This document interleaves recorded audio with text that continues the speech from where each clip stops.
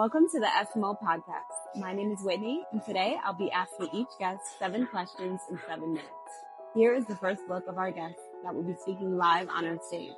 Look below to see what you'll say differently. And here is our next episode. Hello, everyone. My name is Whitney, and I'm here with Josh Wagman on the SMO Podcast. Today, we have a special guest speaker, Josh, and he's going to be sharing insights into everything that he offers and all the ways that he's serving. So, Josh, I would love to have you introduce yourself for everyone that is watching. Who are you, and what do you do? Yeah, so I am a father, a husband, a friend, a cross-country coach, and that is probably not why I am on here today. And so I have an obnoxiously viscous alphabet soup of letters behind my name, including PhD, DPT, PAC, CLS, CSCS. And people are like, wow, what does that even mean? What do you do? I'm some sort of an academic platypus of sorts, I suppose. And so I have very few useful skills except going to school and taking tests. But I've been very, very blessed to have many opportunities. And I'm best known in academic circles for writing books that bring clarity and hilarity to cholesterol and cardiovascular disease, because that is a historically contentious, controversial, and confusing topic. And since I've seen thousands of patients, and my goal for everyone is to not have them have heart attacks, strokes, and dementia, I think it's important that we understand the factors that can result in those unfortunate events and how to mitigate those things across the lifespan. Wow, that's beautiful. Honestly, I love the mission, and I love that you bring in this comical sense to create that environment, right? And the atmosphere. I feel like we all need a little bit more laughter. Josh, can you tell us like what actually led you to take this path seriously? So I wish I had a real strong humanitarian reason for becoming a lipid specialist and immersing myself in the biochemistry of lipids. But I was sitting there and I had a patient cancel on me one dark January morning, and I fancied myself as pretty good at biochemistry, and I pull up this article, and it has this obnoxiously condescending title, something like Basics of Cholesterol, Lipids, and Lipoproteins. And I'm like, okay, well, how hard can this really be? And I read this article and I barely understood any of it and it made me mad. So I was like, well, that's unacceptable. So I poured myself into it and I was like, I'm going to try to learn everything there is to know about cholesterol homeostasis in the body. And you're never going to learn everything there is to know about anything. But in the process of trying and inevitably failing, you learn a bunch of stuff. And then hopefully you can help people with the information that you have ascertained. And so that's really what set this process off. And ultimately, too, the whole reason I went back, because my first doctorate was in physical therapy. And the first reason I went back to the Yale School of Medicine, and then also later on got my PhD in cholesterol disturbances and Alzheimer's disease, was because I'd gotten really, really sick the first time I was in grad school. And God uses even trials and unfortunate situations to catalyze what you're supposed to do when you grow up. And so, anyway, it's been an interesting journey, and I never thought I would be doing what I'm doing now, and yet it's an incredible blessing, and we'll just keep plugging away. Wow, what an amazing, backstory, but also like insights into your world and how you're serving. I would love to know because I feel like, you never expected to do what you're doing, but you're here now and you're serving in all of the ways and actually creating something very different. So I'd love to know from you, like, was there ever a moment where you felt like you wanted to quit but didn't? So it's interesting. There have been many, many times where there it's just God's providence is just all throughout all of our stories. But there have been times where doors closed that would have otherwise seemed wide open, and then he opened doors that I would have never expected.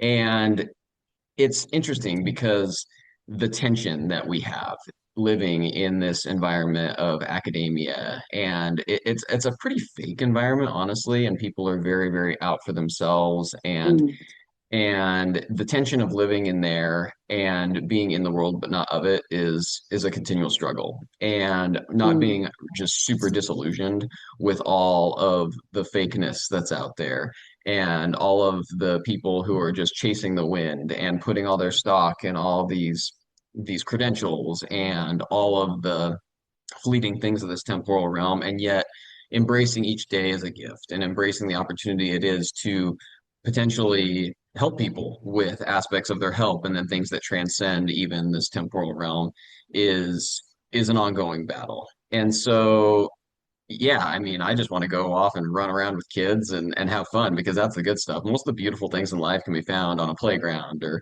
found at a Christmas pageant with a bunch of kids or found at a vacation Bible school. And yet God has me immersed in academia and all of these circles with people who are incredibly well educated and put a lot of stock in that education, and yet hopefully we can just put aside our egos, help each other learn from one another, and then in the process we can help people with their quality of lives with whatever time we've been given. That is so good. And what I really appreciate about you is the realness, right? The rawness of like what you're providing and how you move, and also just like the realistic, the reality behind the world and just how, a lot of people operate. And I think that's really true of, we're in this world, but we don't have to be of it. And I think, that stems also from like the perspective of the way we live and mindset being the foundation of that. Was there a mindset shift that changed everything for you? So the big mindset shift that happened was my first idol was athletics, and I ran Division I track and cross country, Hmm. and I put a lot of stock in my identity of who I was as an athlete. And I got incredibly sick, and God had to shatter me, and I had to really hit ground zero to reevaluate my very, very poor stewardship of all the faculties He had given me. And so that was really the most profound shift because I was putting all my eggs in the athletic basket, kind of putting everything else on the back burner.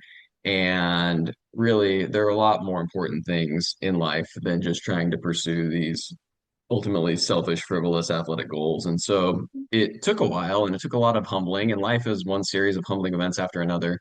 But ultimately, anything that we've been given, whether it's your ability to teach people cholesterol in a fun way, or you're able to be whatever athletic prowess you might have, or whatever it is, that's a gift from God. And it's not about us, and it never was, but we can cultivate those gifts and refine those gifts, do the best we can with it, and in the end, hopefully help people and then point them to the author and perfecter of our faith in the process.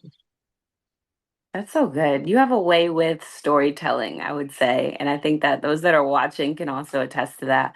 I think, Josh, what I'd love to know, because I feel like with the work that you're providing, there is a huge transformation that you bring. What is that transformation in the work that you do that you're providing right now and all the ways that you're serving? I'd love to dive like a little deeper into your work. Yeah, so really how all this started and how I write books and I have a website, and it's meant to be kind of an escape from social media, that you can have something real that isn't AI generated slop, because nothing I ever write is AI generated, because AI cannot tell the story that I was meant to tell. But anyway, it started out because I'm seeing my patients, and my goal for everyone is to not have heart attack strokes, and down the line dementia.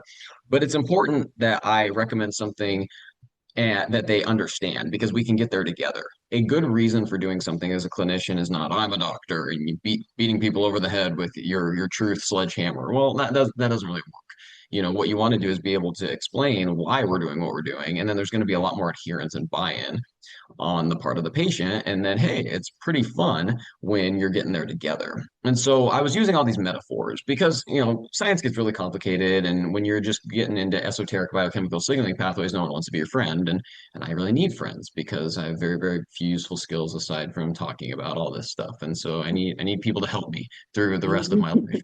And so anyway, so I want these people to be buying into it. And my patients were like, "Oh, that makes sense. I like that. That's pretty good." And so the adherence was really high. People were doing great. And then I teach at multiple medical programs as well. And I was using these metaphors and stories, and because everybody wants a story, nobody wants to read a textbook. I like textbooks, but I'm weird. People prefer a story if they're going to learn something, because then they have a positive experience learning rather than thinking, "Wow, that was the worst thing I ever did." And so I was using all these stories and these metaphors and trying to not be boring with my rhetoric. And so people are like, you should write a book. You should write a book. And a bunch of people told me I should write a book. And I was like, whatever, And then enough people said it, and I was like, oh, maybe I should. So I did. And my book's called The Home Security System and the Lipid Neighborhood. And basically, my basic framework for everyone who doesn't want to have heart attack, strokes, and dementia is I want you to have a great metabolic home security system, but I also want you to live in a safe lipid neighborhood. Your home security system has four basic pillars: normal blood sugar, normal blood pressure, keep inflammation low, don't smoke or do drugs because those are bad. No matter what your cholesterol panel looks like, those are the axioms. Nobody's New Year's resolution is, oh, I want to be more insulin resistant. No, nobody says, oh, today is Wednesday. Oh, this is a great day to start smoking. No, no, it's not. So those are the axioms: normal blood sugar, normal blood pressure, keep inflammation low, don't smoke or do drugs. But then your lipid neighborhood, that's your cholesterol panel, because every ApoB containing particle, and most of those are LDL particles, are potentially criminals. Not necessarily, but potentially criminals that can infiltrate your arterial abode. And then the LP little a particles, those are the felons of the lipid neighborhood. And that's a genetic risk factor that has gained more prominence in testing among the medical community as well. But we can always look at the parameters of your home security system, and then we can look at your cholesterol panel. But the thing is, it might look like you're living in a rough inner city lipid neighborhood on paper, but people don't live on paper. So, do we have better ways that can inform our decision-making process when it comes to a conversation about potentially moving from your rough lipid neighborhood to a nice, safe, gated community with fewer criminals? We do. So one of my catchphrases is got plaque, get a CAC. What's a CAC? Coronary artery calcium score. And I call it the colonoscopy of the heart without the nasty pregame show, because anybody who's ever done a bowel prep for a colonoscopy knows that that will temporarily destroy your bathroom and ruin your social life, and that's not very fun. But with a CAC, all you do is you lay down. It's a low-dose CT scan, about the same as a mammogram, and it shows if you have calcified plaque in your coronary arteries in your heart. And if you do, uh-oh, there's been a break-in. Well, do you want to keep living in that same rough lipid neighborhood where you got broken into? Or should we maybe talk about the ways that we can move to a safer lipid neighborhood? And that seems like a good conversation. So anyway, so that's the basic framework. And then we unpack all the things that go into cholesterol. And that cholesterol is not good or bad. Lack of cholesterol is incompatible with life, but you can't have plaque in your arteries without a cholesterol-laden perpetrator in the wrong place at the wrong time. So all of these things require context, and there's a lot of nuance to it, and you're really not taught it in med school most of the time unless you get somebody weird like me who is your adjunct faculty or guest lecturer, because there's a lot to it, and it's not like a binary discussion where it's like, oh, this is good or this is bad, which is easier. There's a lot to it, so we have to unpack those things, and I have to write books about it because I have a lot to say about it, but I try to make it fun, because if you're going to learn something, and I do think it's worth learning, it's nice to have some fun in the process. That is so good. Besides being extremely educated, because I feel like everyone that is watching, including myself, has learned something new today, and that's what I absolutely love. I love learning. And I think one of the things that I'd love to know, because, in the profession that you're in, and even like for most of us, I feel like when you go to the doctors or when you're receiving care, a lot of times you don't feel seen or heard. And, you're just kind of like, okay, you're just listening to the doctor's orders or the person that's in front of you and just, allowing them to just do their job, right? And so to create that aspect of like now allowing them to be seen and to be heard, what does that mean to you personally? Because I feel like that's what you're providing with your work. And also I love that you bring like the humor and the human aspect of everything that you're creating. Yeah, honestly, no one cares how much you know till they know how much you care. Mm. And a lot of times, the number one thing that I can give my patients is my time. And the top prescription that I write is one for hope.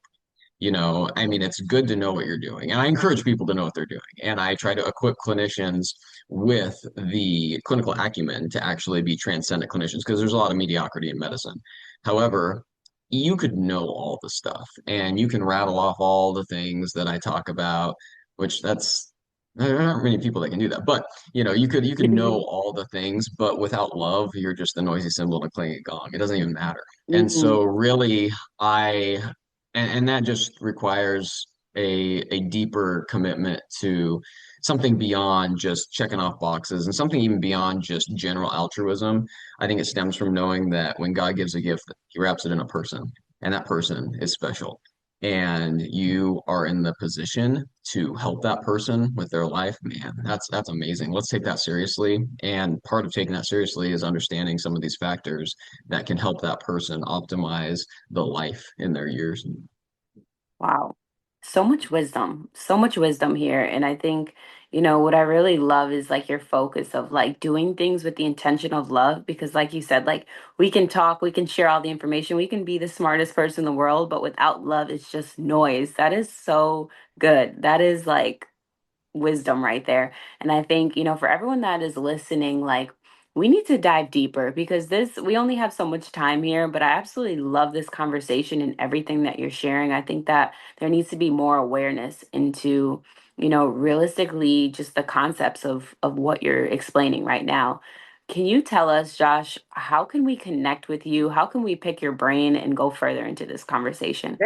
Yeah. So I my website is called lifelovelipids.com, and I write lots of things on there. I read voraciously, and so there's a lot of medical articles. Usually it'll be highlighted by a nerd alert on there where clinicians can go and read some interesting stuff and in a fun way still. But then I write a lot of devotional type things, and basically I say, hey, if there's anything that can make you laugh a little, learn a little, wax nostalgic, or all of the above, and leave you better off than you found it, that's worth doing. And so it's completely free. You can just go there and check out whatever it is that I've written, and that usually will hopefully make your day a little bit better. And then my book, The Home Security System in the Lipid Neighborhood, is on Amazon. I think it'll set you back $8 or something. But it's generally and there's an audiobook too. I figured it was either myself or Morgan Freeman and he was busy or something. So I recorded an audiobook and so anyway, that's my book on cholesterol and cardiovascular disease. And then you can find me on like LinkedIn. I'm on Instagram. I don't think I'm cool enough. I need like one of the high school kids I hang out to run that because I don't know what I'm doing on there. But yeah, honestly, if you reach out to me on one of these platforms and you need some help with something, I'm a terrible businessman, but I'm a pretty good friend, and I will do the best I can to help you out with whatever it is on your journey as well.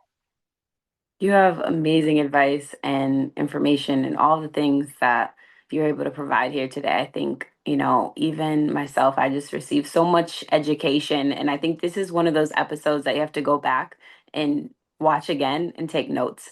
So thank you so much, Josh. Thank you for being here and pouring into us. Hopefully, we'll see you again, even on one of our stages. And maybe even, I feel like in another life, we might see you as a comedian. So, thank you for being here. You can add that to your resume. Hey, there you go. Well, thank you so much for having me. It's been a pleasure, and I look forward to when we connect again.